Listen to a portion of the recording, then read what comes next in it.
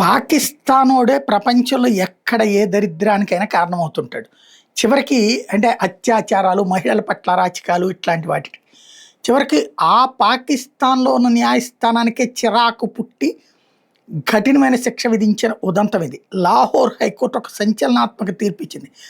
అబీద్ మల్హి, షఫకత్ అలీ అనే ఇద్దరు కీచకులకి ఉరిశిక్ష విధించింది లాహోర్ హైకోర్టు.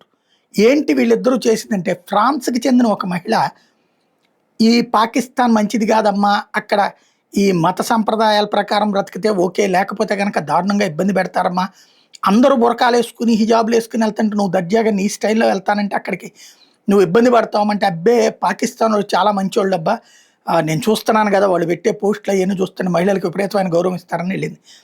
ఆమె ఇద్దరు పిల్లల్ని కూడా ఒక చోట కారు ఆగిపోయిన సమయంలో ఇద్దరు యువకులు ఆమె మీద బలవంతం చేసి అత్యాచారం చేశారు. ఆ ముగ్గురు పిల్లల కళ్ళెదుటే ఈ దారుణానికి పాల్పడ్డారు ఈ కుర్రోళ్ళు ఇద్దరు కూడా.